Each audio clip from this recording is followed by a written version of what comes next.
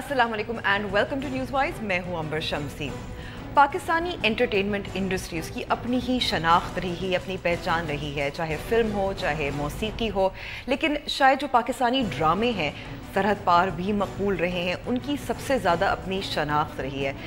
पाकिस्तानी ड्रामों का मुस्तक़बिल, हाल, माजी सब पर बात करेंगे। हमारे साथ बहुत मशहूर और इलस्ट्रियस गेस्ट हैं। हमारे पास साथ कराची स्टूडियो में ज़फ़र मिराज साहब हैं जो राइटर हैं, लाहौर स्टूडियो में असगर नदीम सईद साहब और इस्लामाबाद स्टूडियो में हमारे साथ ख्वाजा नईमुल हसन साहब। बहुत बहुत शुक्रिया फॉर जॉइनिंग अस टुडे। शुरू करते हैं माजी से, क्योंकि पाकिस्तानी ड्रामे, पाकिस्तानी टेलीविज़न जो है एक इंटेलेक्चुअल है, उसकी दिल धड़कन जो थी वो इंटेलेक्चुअल थी, तो वो तो अब बदल गया है। देखें, birth of television drama in 1964 in fact was a landmark, और वो ऐसा था जिसने कि हमारे कल्चरल और सोशल लाइफ को बहुत ज़्यादा उससे मुतासिर हुए। और जब वो टेलीविज़न ड्रामा आया है तो साथ ही हमारे बहुत ही जो लोग इंटेलेक्चुअली जो साउंड थे और अवेयरनेस थी, जिनमें सोशल अवेयरनेस भी थी और जिनमें जो बहुत ज़्यादा इंटेलेक्चुअली इस तरह के काम राइटर्स लिखा करते थे, तो वो टेलीविज़न की तरफ माइल हुए, जिनमें Aslam Azhar writers and producers and directors, and उसमें असलम अज़हर साहब थे, उसमें आगा नासिर साहब थे, फजल कमाल साहब थे, एंड देन अशफाक साहब एंड बानो कुदसिया, शौकत सिद्दीकी, उस तरह के ऐसे लोग जो कि राइटर्स अपने in their own field they used to right, जी जाने पहचाने थे, से भी आए थे। अच्छा, सबसे बड़ी बात यह हुई कि वहाँ पे एक ऐसा खूबसूरत सा मिक्स बन गया। देखिए जी, अगर हसीना मोइन का लाइट हार्टेड ड्रामा है या फातिमा सुरैया बजिया का, तो साथ ही खुदा की बस्ती भी शौकत सिद्दीकी का, या फिर उनका तुर्गनेव का जो नावल था उस पर जो हुआ था कुर्बत और फासले, वो भी चल रहा था, जो कि बहुत ज़्यादा टफ, मतलब सोशली जो है ना वो बहुत अब ऐसा था जिसमें बड़ी लेदे भी होती रहती थी। इट वाज बेसिकली अबाउट 1971 जो ईस्ट और वेस्ट पाकिस्तान का वो हुआ था। फिर अशफाक साहब का देखें ना, एक मोहब्बत सा अफसाने, इस तरह के होते फिर और लोग ज्वाइन करते गए उसमें। फिर डॉक्टर अनवर सज्जाद भी आए उसमें, अल्फ़ा प्लेयर्स, उन्होंने एक यूनाइटेड प्लेयर्स का एक बनाया हुआ था जिसमें खालिद सईद भट्ट और डॉक्टर अनवर सज्जाद, कहानी की तलाश। उसके बाद फिर मुन्नू भाई ने जजीरा लिखा, उन्होंने झोंक सयाल लिखा, मतलब इस तरह का होते इस तरह का खूबसूरत मिक्स देखिए अब नहीं होता। ये आजकल के ज़माने में ऐसा नहीं होगा कि हसीना भी लिख रही होंगी लाइट हार्टेड और उधर एक बहुत सोशल थीम पे या फ्यूडल उस पे काम हो रहा हो, अब ऐसा नहीं है आजकल। असगर साहब, आपका क्या ख्याल है कि ये जो मिक्स था पुराने पहले ज़मानों में वो अब नहीं रहा?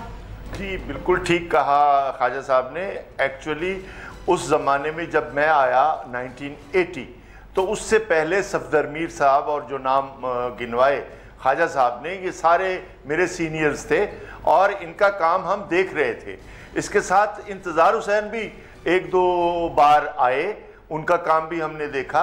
और इसके साथ साथ असल मसला ये था उस वक्त कि 4 स्टेशन से ड्रामा जब होता था तो 4 कल्चरल कलर्स आपको मिलते थे हर हफ्ते, और उसमें पाकिस्तानियत आपको दिखाई देती थी कि एक तरफ आपको सिंध का कल्चर वैल्यूज, एक तरफ कराची का नया कराची आबाद हो रहा था, उसका कल्चर नुमाइंदगी, जी इधर आपको सराइकी बेल्ट की नुमाइंदगी।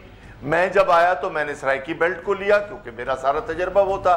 इसी तरीके से पिशावर और कोयटा में इस तरह के काम हुए कि जिसको हम देख कर कहते थे कि हम अपने मिजाज को डिस्कवर कर रहे हैं, हम पाकिस्तानी ड्रामे की वो शनाख्त बना रहे हैं जिसके तहत हम चारों सूबों और सब रहने वालों की नुमाइंदगी कर रहे थे। इसके साथ एक और बड़ी बात थी कि वो फैमिली व्यूइंग का ड्रामा था जिसमें हर तरह का किरदार था, दादा भी था, दादी भी थी, नौकर भी था, मुलाजिम भी था, कॉलेज भी था, ऑफिस भी था, एक पूरा यानी जो लाइफ है, सोसाइटी है, वो प्रोजेक्ट हो रही थी। इस तरह नहीं था कि आप सिर्फ खवातीन के 2-4 इश्यूज को लेकर, वो भी पूरी नुमाइंदगी खवातीन की नहीं कर रहे, मैं इस पे बाद में बोलूंगा, लेकिन इस पे भी हम बिल्कुल, हमारा असल जो प्राइड है और जिसकी बुनियाद पर पाकिस्तानी ड्रामे को पूरी दुनिया में इज्जत मिली, वो यही था کہ ہم اپنی زمین کی کہانیاں کہہ رہے تھے، ہم ریئلٹی کی کہانیاں کہہ رہے تھے، ہم ایشوز کو ایڈریس کر رہے تھے، ہم اپنے فیملی کے اندر کے جو بھی نیوانسز ہیں اس کو لے کے آ رہے تھے، جس کا نتیجہ یہ تھا کہ ہر شام لوگ اپنا آئینہ دیکھتے تھے، لوگ ریلیٹ کرتے تھے ان ڈراموں سے، اور ان ڈراموں کو بار بار ایڈمائر کرتے تھے. تو گویا ایج ہمیں حاصل تھا کنٹینٹ پہ. ہمارا رائٹر لٹریری تھا، لٹریچر سے آیا. بالکل، ڈرامے بھی لکھتے تھے، کتابیں بھی لکھتے تھے، انٹلیکچوئلز تھے. جی، رائٹرز تھے بنیادی طور پر بیسیکلی. اور اسی بیک گراؤنڈ سے بڑی چھان پھٹک کے بعد انٹری تھوڑی ملتی تھی. خواجہ صاحب کو پتہ ہے کہ کئی رائٹرز کئی سال باہر کھڑے رہے. تو جب ان کو موقع ملا تو پتہ چلا کہ ہاں یہ لکھ سکتے ہیں، یا ان کو بتایا گیا کہ کیسے لکھنا ہے. تو اس طرح ہمارا پورا، میں یہ نہیں کہتا کہ نوسٹالجیا میں رہنا چاہیے، لیکن بالکل ماضی میں تو آگے تو بڑھنا ضروری ہے. لیکن ایک چیز تو طے ہے کہ ہمارا جو اس وقت فوکس تھا وہ پاکستان کی سوسائٹی تھا، اور بدلتی ہوئی سوسائٹی، اور بدلتی ہوئی سوسائٹی کو ہی ایڈریس کیا گیا تھا. ٹھیک ہے، میں اس وقت کراچی پر ظفر صاحب کے پاس جاؤں گی، کیونکہ رائٹر بھی ہیں اور بہت اچھے ڈرامے بھی لکھے ہوئے ہیں. تو جو مکس ہے، جو ایک جو سماج کی عکاسی کرتے ہیں، یہی کہا جاتا ہے کہ اب وہ نظر نہیں آتا، تھوڑا گلیمرس ہو گئی ہیں ڈرامے زیادہ. دیکھیں، گلیمر کی جہاں تک آپ نے بات کی، ہمیں تو گلیمر کا بھی نہیں پتہ ہے کہ گلیمر کیا ہوتا ہے. یہاں پر جب آپ بات کرتے ہیں اب آج کے ڈرامے کی اور یہاں کے لوگوں کی، یہاں آپ کو ایک ٹرم ملتی ہے، وہ ریلیٹیبلٹی ہے. آپ جب بات کرتے ہیں وہ کہتے ہیں کہ آپ کا جو ڈرامہ ہے وہ یہاں کے لوگوں کے ساتھ کس طرح ریلیٹ کرتا ہے. تو وہ جو ابھی بات کی اصغر صاحب نے اور نجم صاحب نے، وہ سبجیکٹ، ایشوز، کریکٹرائزیشن، وہ صوبائیت، وہ ساری کچھ، تو وہ سب آ کر اب ایک ٹرم میں سمو دیا انہوں نے، اور وہ بات کرتے ہیں ریلیٹیبلٹی کی. ریلیٹیبلٹی کیا ہے؟ یعنی آپ کا ڈرامہ یا آپ کا جو کریکٹر ہے وہ دیکھنے والے کے ساتھ کس طرح ریلیٹ کرتا ہے. اب آپ جو سارا کچھ دیکھ رہے ہیں اس وقت اسکرینز پر، وہ یہاں کا جو کارپوریٹ کلچر، ظاہر ہے کارپوریٹ کلچر کا ہی سارا کا سارا اس وقت کنٹرول ہے میڈیا پہ یا ڈرامے پہ، تو وہ اس کو ریلیٹ کرتے ہیں. اب ریلیٹیبلٹی کیا ہے؟ وہ کہتے ہیں کہ چونکہ ہمارا جو ٹارگیٹڈ ویور ہے وہ لوور مڈل ٹو اسپیشلی زیادہ، تو وہاں کی جو عورت ہے وہ ریلیٹ کرتی ہے کس چیز سے؟ وہ مظلومیت کے ساتھ ریلیٹ کرتی ہے، وہ ریلیٹ کرتی ہے اس پر کس طرح کا جبر ہو، یا اس کو سامنے ساس یا اس گھر کے اندر کے جس طرح کے رویے ملتے ہیں. تو تب وہ کہتی ہے کہ وہاں کی عورت چونکہ اس کنفائنڈ ہے، اس چار دیواری کے اندر بند ہے، اور اس چار دیواری میں اس پر جس طرح کے بھی رویے اس کو ملتے ہیں، وہ رویے وہ مائرہ خان کی شکل میں دیکھتی ہے یا وہ اس طرح کے کسی بھی بڑے ایکٹرز کی شکل میں دیکھتی ہے، تو اس کے کیتارسز ہو جاتے ہیں کہ چلو مائرہ بھی پٹ رہی ہے تو میں بھی پٹ رہی ہوں، تو اس سے کوئی وہ نہیں ہوتا. تو یہ جو ایک یہ بھی ظفر صاحب، گلیمر جو ہے وہ تھوڑا سا ایسپریشنل بھی تو ہے نا، کہ لوگ چاہتے ہیں کہ اچھا میں بھی اسی طرح کے کپڑے پہنوں، میں بھی اسی طرح کا میک اپ کروں، یہ میری زندگی ہونی چاہیے، طرز زندگی بلکہ ہے. دیکھیں، میں نے کہا نا، جب کارپوریٹ کلچر کا قبضہ ہوتا ہے تو پھر کنزیومرزم آنا شروع ہو جاتی ہے. اب وہ جو کارپوریٹ کلچر ہے وہ اپنے کپڑے، اپنے میک اپ، اپنی ساری چیزیں، اپنے شو پیسز سب انہی ڈراموں کے تھرو بیچ رہا ہے نا. اور دوسری سب سے بڑی بات یہ ہے کہ ان سب چیزوں کو بیچنے کے ساتھ، جیسے آپ گلیمر کی اب بات کر رہے ہیں، ہم دکھاتے ہیں لوور میڈل کلاس کو، لیکن اس کا گھر ہم دکھاتے ہیں بڑا عالیشان. یعنی جو اس کے مسائل ہیں وہ ایک بہت بڑے کسی لیوش ڈرائنگ روم کے اندر پل رہے ہیں. تو ہم نے تو کلاسز کو نکال کر ایک رویے کو لا کر دوسرے سیٹ کے اوپر فکس کر دیا ہے، اور اس کو لینگویج کو تیسری دے دی ہے. تو ایک سینتھیٹک کلچر ہم نے بنا دیا ہے. جی سر. ظفر، ٹھیک ہے. اصغر صاحب، یہاں میں آپ سے پوچھنا چاہوں گی کہ اب جو آڈینس ہے وہ زیادہ تر شہری ہو گیا ہے، اور جو مضامین ہیں، جو سبجیکٹس ہیں، جو تھیمز ہیں، وہ پھر شہروں کے گرد زیادہ شاید گھومتے ہیں. میں تھوڑا گزارش کرنا چاہتا ہوں کہ ظفر معراج نے صحیح ڈائگنوز کیا کارپوریٹ کلچر کو اور ان کے مارکیٹ مینیجرز کو، وہ جس طریقے سے ڈکٹیٹ کراتے ہیں. یہ اپنی جگہ ٹھیک ہے بات، لیکن میں اس میں میرے 2-3 سوالات ہیں. پہلا سوال یہ ہے کہ یہ لوور مڈل کلاس کی بھی نمائندگی نہیں ہے. میں بالکل کلیئر بات کر رہا ہوں, میرا تعلق یونیورسٹیز سے ہے. لوور مڈل کلاس کی بچیوں کو میں پڑھاتا ہوں اور مجھے معلوم ہے ان کے مسائل کیا ہیں. ان کے یہ مسائل نہیں ہیں, ان کے جو کردار ہیں ان کی کوئی شناخت نہیں ہے. کوئی لڑکی کا نہیں پتہ چل رہا ہے یہ کہاں سے پڑھ کے آئی ہے یا نہیں پڑھ کے آئی, یہ مظلوم کیوں ہے, یہ رو کیوں رہی ہے, اس کے اوپر جو ظلم ہو رہا ہے اس پہ آواز کیوں نہیں اٹھاتی. ہم بات کرتے تھے وومن امپاورمنٹ کی, ہم بات کرتے تھے پوری سوسائٹی کی, اور ہم طاقت دیتے تھے اپنے کرداروں کو, اپنے فیمیل کریکٹرز کو طاقت دیتے تھے. اور وہ مصنوعی طاقت نہیں ہوتی تھی, وہ طاقت یہی ہوتی تھی کہ اپنی اویئرنیس سے سوسائٹی میں کویسچن کرنا ہے آپ نے, اور آپ نے اپنا رائٹ لینا ہے. تو خیر وہ اپنی جگہ. اب یہ جو تھیمز ہیں, یہ جو کنٹینٹ ہے, میرا اعتراض اس پہ ہے. میرا اعتراض گلیمر پہ نہیں, جو مرضی دکھائیں, جو مرضی کوٹھی لائیں. میرا فوکس یہ ہے کہ عورت کو اتنا مظلوم کیوں دکھایا جا رہا ہے, کیا وجہ کیا ہے. اور عورت کو پڑھا لکھا, اس وقت سوسائٹی میں ہائر ایجوکیشن میں سب سے بڑا ریشو خواتین کا ہے, جو اوپر جا رہی ہیں. نمبر بھی خواتین لے رہی ہیں, جابز میں بھی خواتین سب سے اوپر جا رہی ہیں. تو بھائی یہ کون سی سوسائٹی ہے؟ ہماری سوسائٹی میں تو عورت کو عزت مل رہی ہے, ہم تو لڑ رہے ہیں اس کے لیے. تو بھائی آپ خدا کے لیے ایک لوور مڈل کلاس کا بھی سہارا نہ لیں. یہ نمائندگی پورے ملک کی خواتین کی بالکل نہیں ہے. ہماری خواتین بے حد انٹلیکچوئل ہے, بے حد اچھے کام کر رہی ہیں. تو بھائی ہمیں یہ رونے والی جو نفسیات ہے اس سے نجات حاصل کرنی ہے. یہ بات ٹھیک نہیں ہے. آپ سوسائٹی کو پیسو کر رہے ہیں, آپ عورت کو پیسو کر رہے ہیں. اصغر صاحب بہت بہت شکریہ. ابھی ہم بریک کا وقت ہو گیا ہے, مزید بات کریں گے کہ ساس بہو والے ڈرامے جو ہیں, ایک فارمولا جو بن گیا ہے وہ کیوں ہے اور کب اس سے نجات حاصل ہوگی. لیکن اب وقت ہے بریک کا.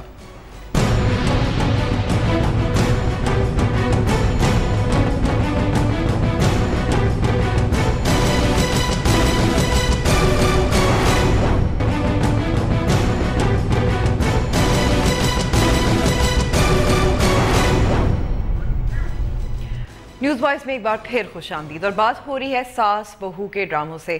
خواجہ صاحب, میرے گھر میں میری امی, میری ساس یہ سب ڈرامے دیکھتی ہیں. خواتین جو ہے ظاہر ہے 8 بجے کے بعد ڈرامے ہی دیکھتی ہیں, مگر وہ بھی کہتی ہیں کہ اتنے زیادہ ساس بہو کے ڈرامے جو ہیں, کیوں یہ ایک فارمولا بن گیا ہے, کون دیکھ رہا ہے یہ؟ اچھا میں آپ کو بتاؤں اپنے گھر سے, جس طرح آپ نے اپنے گھر کی بات کی, لیٹس ٹاک اباؤٹ, میں اپنے گھر کی بات کرتا ہوں. میری بیگم she is teaching for the last 25 years in F72.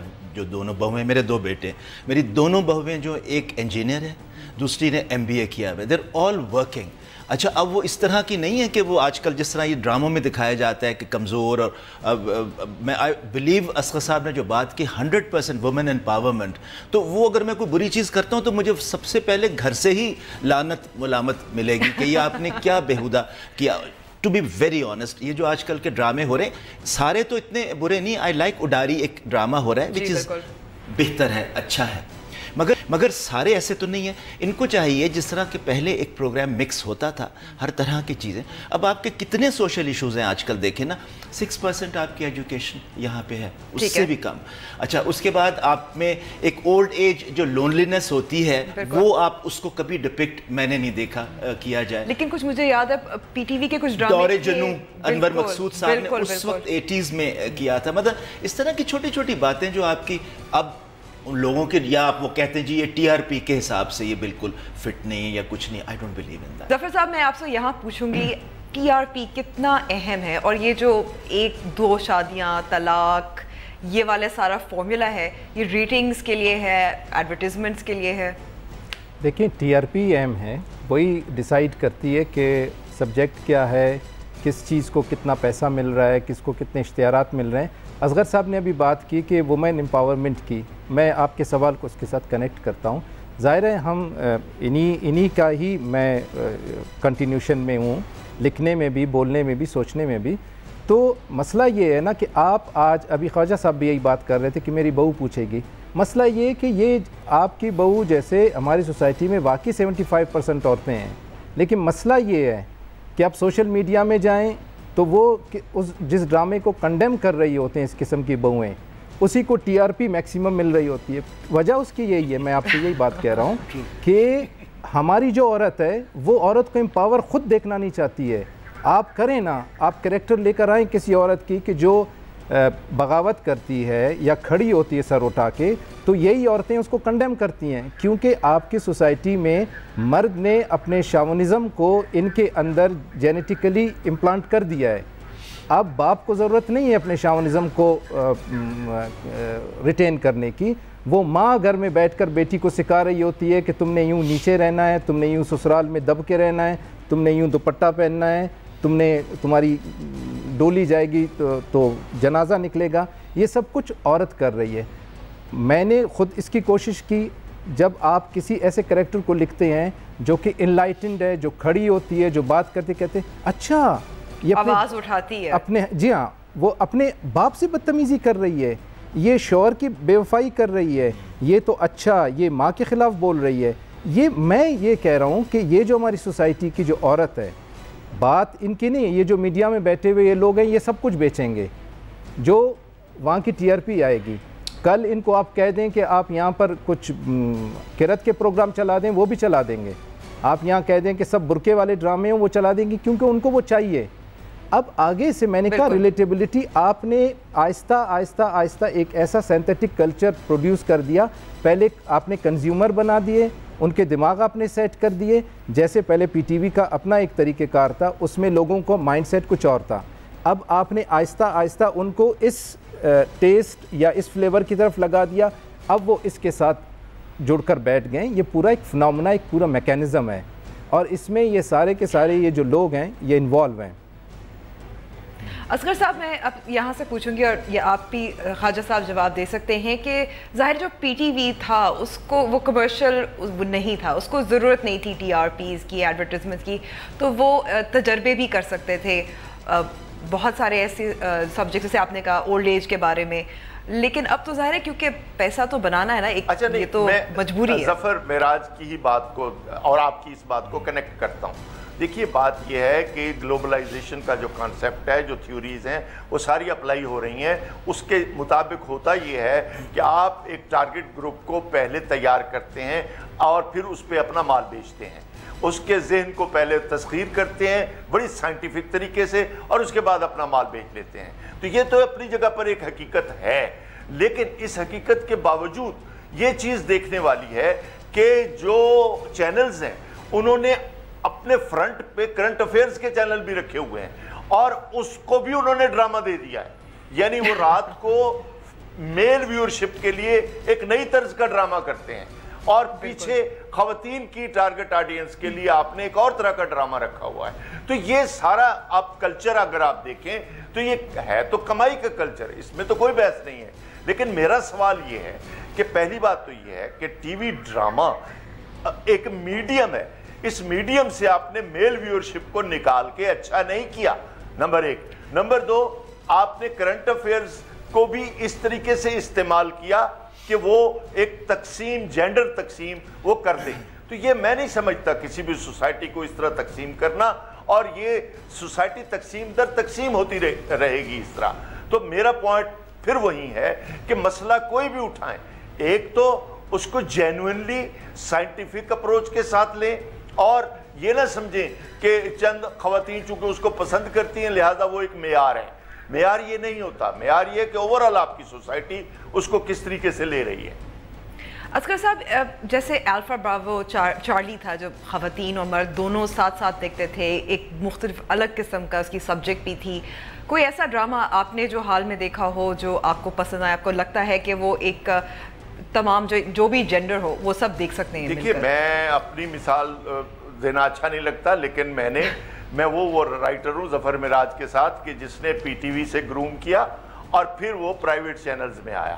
اور میری جنریشن میں شاید دوسرا تیسرا بندہ ہوں گا کہ جو ہر چینلز کے لیے این ٹی ایم پہ میں نے کام کیا, خواجہ صاحب کو پتہ ہے, اور اس کے بعد پھر جیو کے لیے میرے 3 سیریل تھے اور اے آر وغیرہ وغیرہ. تو اس میں نے یہ دیکھا ہے کہ میں جو بات کرنا چاہتا تھا وہ میں نے کی. بلوچستان کے مسئلے پر, عورت کے مسئلے پر تم ہو کے چپ کیا. میں اپنی مثال اس لیے نہیں دے رہا, میں صرف یہ کہنا چاہتا ہوں کہ اگر کوئی شخص بات کرنا چاہے, کوئی رائٹر بات کرنا چاہے, تو وہ سنی جاتی ہے, اس کو دیکھا جاتا ہے, ایسی بات نہیں ہے. اب وقت ہے بریک کا. بریک کی بات کریں گے کہ طنز و مزاح کے جو پروگرام تھے جو پی ٹی وی میں تھے وہ اس طرح کے اب نظر نہیں آتے, بلکہ جو لائیو ڈرامے بھی ہیں اس طرح کے وہ بھی نظر نہیں آتی. اس کی وجہ بھی جانیں گے بریک کے بعد.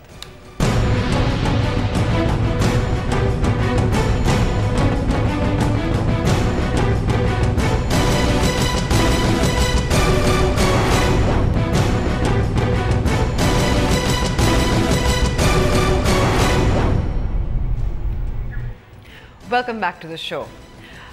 میں آپ سے پوچھوں گی خواجہ صاحب, جو ایک زمانے میں جیسے 50-50 ہوا کرتا تھا, اس طرح کے جو پروگرام تھے طنز و مزاح کے جس میں سیاست بھی تھی, ظاہر مذاق بھی تھا, ایک سوشل ایشوز پہ بھی بات ہوتی تھی, اس طرح کے اب نہیں نظر آ رہے, بلکہ جو لائٹ ڈرامے بھی ہوتے ہیں یا تو بہت زیادہ سلیپ اسٹک ہوتے ہیں بلبلے کی طرح جو مقبول بھی ہوا, یا بالکل رونے دھونے والے ڈرامے جس پہ ہم نے بات چیت اب کر لی ہے. یوزلی آپ دیکھیں I started my career from such gab and ٹال مٹول. ہاشمی صاحب کا جو ہیومر تھا نا دیٹ واز بیسکلی بہت وہ لائٹ ہارٹیڈ بھی ہوتا تھا اور اس میں طنز بھی ہوتی تھی, اور 2 دفعہ بلکہ سچ گب تو 2 دفعہ بین بھی ہوا, اور اس کے بعد پھر انہوں نے کامیڈی بلیلا شروع کیا. اچھا بلیلا کی انٹرپریٹیشن لوگوں نے یہ لی کہ یہ جو ٹوٹی ہوئی کار ہے یہ پاکستان سے تشبیہ ہے, اور جو یہ اس کے اندر گھر میں چور داخل ہوا ہے وہ ضیاء الحق, یو سی وہ پھر بین ہو. You see these are the things جو اسمبلی میں سیشن وہ جھوک سیال ہوتا تھا اس پہ ہوا, وہ اس پہ روک دیا گیا. تو کئی ایسے دور آتے رہے ہیں جس میں آپ کی کامیڈیز بھی سفر. انور مقصود نے اتنے اچھے کامیڈیز کیے, شعیب منصور نے کراچی سے کیا 50-50, اور اس کے بعد الف اور نون, اور یہ ساری چیزیں ایک زمانے میں ہوتی رہی ہیں. اچھا اب یہ جو ہے نا لوگوں کا trend I don't know why comedy سے آہستہ آہستہ ولگیرٹی کی طرف چلنا شروع ہو گیا, جو ایک آپ ذو معنی بات اب وہ ہوتی ہے جو آپ سمجھ تو سکتے ہیں but you don't really admirer and appreciate. وہ دور اب آج کل ہے. مختلف نیٹ ورکس پہ جو نیوز کے نیٹ ورکس ہیں وہاں پہ یہ کامیڈی ہو رہے ہیں اور بہت برے ہو رہے ہیں. ظفر صاحب میں یہاں آپ سے پوچھوں گی کہ جیسے آپ نے بھی سنگت لکھا, کافی مقبول بھی ہوا, ایسے ڈرامے بھی ہیں جو سرحد پار انڈیا میں بھی بہت مقبول ہوئے. اب فواد خان ہیں, ان کی مقبولیت بھی ڈراموں سے ہی ہوئی. تو ایسا نہیں کہ بہت برے ڈرامے بن رہے ہیں, بہت اچھے اچھے ڈرامے بھی بن رہے ہیں. کیا آپ کو وہ سپیس ملتی ہے؟ دیکھیں امبر, میں ذرا اس مقبولیت پہ ایک سوال اٹھاؤں گا. آپ کا پاکستان کا ڈرامہ انڈیا میں کیوں مقبول ہو رہا ہے؟ آپ اس کو پرفارمنس, پروڈکشن, ان چیزوں کو نکالیں. اس کا مطلب یہ ہے کہ ہم ایک سینتھیٹک کلچر بنا رہے ہیں نا, ورنہ ہم تو وہاں کا کلچر چھوڑ کر یا بٹوارہ کر کے بیٹھے ہیں. اس کا مطلب یہ ہے کہ ہم اپنی آئیڈیالوجی سے ڈیویٹ کر کے, اپنے مزاج سے ڈیویٹ کر کے ان کے مزاج کے لیے چیزیں بنا رہے ہیں, ورنہ کسی اجنبی چیز کو مقبولیت تو نہیں ملتی ہے کہیں پر بھی, پہلی بات. دوسری بات یہ ہے کہ ہم یہاں بیٹھ کر ٹھیک ہے جتنا بھی ٹی آر پیز اور ان کو کرٹیسائز کریں, ہم کسی بھی بنیے کو, میں شاید بہت سلینگ لفظ استعمال کر رہا ہوں چینلوں کے لیے, آپ اس وقت میں اگر گریبان پکڑوں گا تو میں پی ٹی وی کا پکڑوں گا نا. یعنی جو نیشنل انٹیگریشن کا جو ادارہ ہے اس نے بھی اپنے آپ کو اسی لائن کے آخری بندے کی طرح بنا کر کھڑا ہوا ہے اور وہیں اسی بیکری سے ڈبل روٹی خرید رہا ہے. اب مسئلہ یہ ہے کہ اس وقت بلوچستان میں, سندھ میں, پنجاب میں, کے پی کے میں کتنے ہی سازندے ہیں اور کتنے ہی سارے فنکار ہیں, کتنے وہاں کے لوکل لوگ ہیں جو اس وقت بے روزگار بیٹھے ہوئے ہیں. وہاں کا کلچر, وہاں کی ثقافت, وہاں کی بولی, وہاں کے میوزک آپ کو کہیں پر بھی دکھائی نہیں دے رہا ہے. پی ٹی وی آخری درجے کے جتنے ڈرامے ہیں ان کو خریدتا ہے, ان کی کوئی لوکل پروڈکشن نہیں ہے. زبانیں, میں آپ کو ایک بات بتاؤں, میں پنجاب کو کس طرح سے جانتا ہوں, یا تو قندیل بلوچ سے جانتا ہوں, یا اورنج ٹرین سے جانتا ہوں, یا پھر سامیہ قتل کیس سے جانتا ہوں, میکسیمم یہی میرے پاس ہے, یا پھر نیوز سے ہے میکسیمم. میں پنجابی کو نہیں جانتا ہوں اس لیے کہ پنجابی نظر نہیں آ رہا ہے. پنجابی بلوچ کو کس چیز سے جانتا ہے؟ 2-4 قتل سے, وکیلوں کے کسی بم بلاسٹ سے, یا گوادر سے, یا سی پیک سے. وہ بلوچ کو جانتا ہی نہیں ہے. یہ جو انٹیگریشن ہے یہ کس کا کام ہے؟ یہ بیٹھ کر یہاں پر کوئی جیو شیو یہ وغیرہ اگر نہیں کر رہے ہیں تو ٹھیک ہے, وہ اپنی جیب سے خرچ نہیں کرتے ہیں. میں پوچھ رہا ہوں عطا اللہ قاسمی کیوں نہیں کرتا اس کام کو؟ میں پوچھتا ہوں کہ جو رائٹرز جو ہیں وہ کیوں نہیں لکھ رہے؟ بات سنیں, بات رائٹرز کی نہیں ہے, پی ٹی وی خود کمپلیکس کا شکار ہے. اس نے وہ کہاں رائٹرز تو اب اصغر صاحب ہیں, آج پی ٹی وی بات کرے, اصغر صاحب نے جو کام کیے ہیں ان کے ساتھ اور کنٹمپریری اور باقی جتنے لوگ ہیں وہ کام کرنے کو, آپ چھوڑیں رائٹرز کو, آپ جا کر ان اسٹوڈیوز کو دیکھیں جن میں اب جارل لگ گئے ہیں, جہاں وہاں کے لوکل, آپ ابھی بات کری تھی مذاق کی, پنجابی کا وٹ کہاں سے آئے گا, بلوچ کا مذاق کہاں سے آئے گا, پٹھان کا جو وٹ ہے یا جو سندھی کا ہے, چھوٹی سی دنیا سے لے کر آپ شبدیک تک یا جہاں تک چلے جائیں, وہ سارا وٹ کہاں سے آئے گا. میں وہی بات کر رہا ہوں نا, آپ نے بیٹھ کر بشمول پی ٹی وی کے آپ نے ایک سینتھیٹک کلچر ڈیولپ کر دیا ہے, اور باقیوں کو آپ جتنا بھی بات کریں, آپ سب سے پہلے پی ٹی وی کا گریبان پکڑیں, وہ کچھ بھی نہیں کر رہی ہے. اصغر صاحب اصغر صاحب پی ٹی وی کا گریبان پکڑنا چاہیے, کیونکہ یہ جو ہمارے صوبائی آرٹسٹ ہیں وغیرہ, وہ جو اسٹوڈیوز ہیں وہ ان کو جالیں لگی ہوئی ہیں, تو کیوں نہیں ہو رہا وہاں سے, کیوں نہیں نئے آرٹسٹ, نئے رائٹرز, نئے ڈرامے کیوں نہیں نکل رہے؟ پی ٹی وی کا یہی کام ہے نا, کیونکہ پی ٹی وی کر سکتا ہے. امبر مجھے بات کرنے دیجیے پلیز. بات یہ ہے کہ بالکل صحیح کہا ظفر معراج صاحب نے, بالکل صحیح کہا کہ کم از کم پی ٹی وی کو جو فرق ڈالنا تھا, جو وہ فرق ڈال رہا تھا, وہ اس پہ قائم رہتا, تاکہ چوائسز ملتے دیکھنے والے کو, کہ جس کو اس تہذیب کا ڈرامہ دیکھنا ہے پی ٹی وی وہ کیٹر کر رہا ہوتا اور ہم دیکھ رہے ہوتے, تو اس سے فرق پڑتا تھا. ایک بات. دوسری بات, جو پاکستان کے فنکار بے روزگار ہوئے ہیں, وہ اس وقت کراچی ہب ہے, اوکے, کوئی بری بات نہیں اس کا ہب ہونا, لیکن اس کے نتیجے میں لاہور کا چھوٹا فنکار بے روزگار ہوا, پشاور کا فنکار بے روزگار ہوا, کوئٹہ, اسلام آباد کا, اور اس کی بنیاد کے اوپر جو سازندے یا جو دوسرے فنکار تھے وہ, کیونکہ میوزک کے پروگرام ختم ہو گئے, کیونکہ اور وہ پروگرام جو کہ پی ٹی وی کی ایک خاص پہچان تھے وہ سب انہوں نے لپیٹ دیے. اب ایک سطح تو یہ ہے. دوسری جو آپ نے کامیڈی کی بات کی, دیکھیے اگین پھر نئے چینلز نے ایک گیم کی کہ انٹرٹینمنٹ کے لیے خواتین کے ایشوز کو رکھ کے تھیٹر کے کامیڈینز کو اٹھا لیا, اور تھیٹر کے کامیڈینز کو انہوں نے شوز میں جگہ دے دی, اور کرنٹ افیئرز میں وہ سارے ایکٹرز آ گئے. میں ان ایکٹرز کو کی ٹیلنٹ کی تعریف کرتا ہوں, وہ بات اور ہے, لیکن ان کو جس طرح استعمال کیا جا رہا ہے مجھے اس پہ اعتراض ہے. اور اس طرح اصغر صاحب لیکن ہمیں ابھی بریک لینی ہے, اور بریک ہم خواجہ صاحب سے ہی پوچھیں گے کہ پی ٹی وی کیا کمپلیکس کا شکار رہا ہے, کیا وجہ ہے؟